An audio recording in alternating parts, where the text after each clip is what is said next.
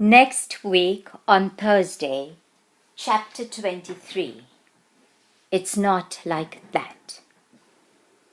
I'm so sorry to bother you at this hour, I tentatively commenced. Harold and I have been having a series of miscommunications lately. Would you please tell him I will be coming tomorrow?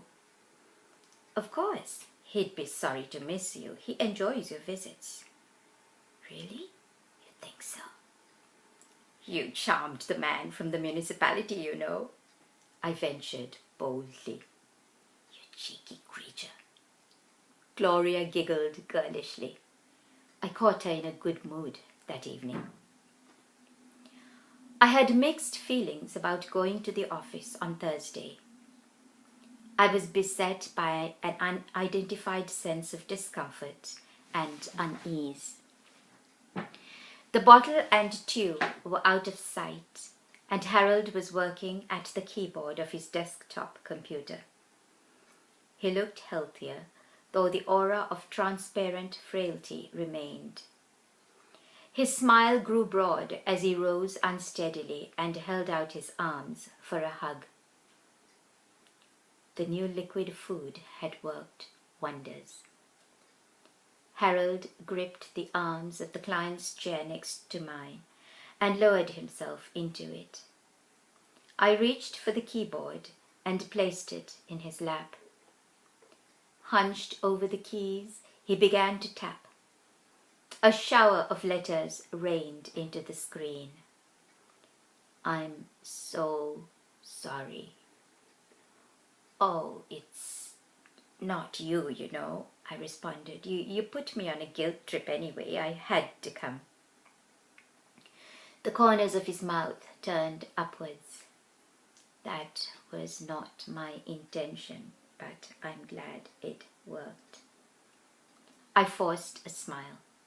I had to talk to him today. He tapped on. The meeting with the buyer didn't go well. I had to nip the discussion in the bud. I'm so sorry to hear that, I replied. Are you disappointed? He labored on. The slow words snaked into phrases. She was deliberately undervaluing the business. She is going to come in for more discussion next week. Isn't that a good sign? I hope, but I do not expect anything much to come out of it. Then the imp danced in his brown eyes when he wrote, She's cute. My lips twitched. Did you mention that to Gloria? He paused to look at me and grinned, then recommenced his painstaking task. He stabbed the keys, and the disjointed words made a lackadaisical appearance across the screens. I couldn't resist. Gloria's right, you know, I said. You are a bad speller. He looked puzzled and slightly hurt. He wasn't himself today. Surely he knew I was only joking. The stream of letters kept coming. Harold was going to great lengths to converse. I think he was trying to ward off the inevitable. I became tired of beating about the bush. I had to speak up. I really don't want to come to the office anymore. Perhaps we could meet once every other week, then once a month, and then maybe stop, I said. Harold shook his head vigorously and wrote, I vote no. Are you unanimous in this? I attempted to lighten the mood. Votes mean nothing, you know. Just look at who gets voted into office at every election. He looked intently at me, then down at the keyboard to write. How about coming to my house a couple of evenings a week? I shook my head. No, that is family time. He persisted. Bring David with you. I shook my head again. You don't really mean that. Why would he come? The fingers tapped an abrupt change of subject.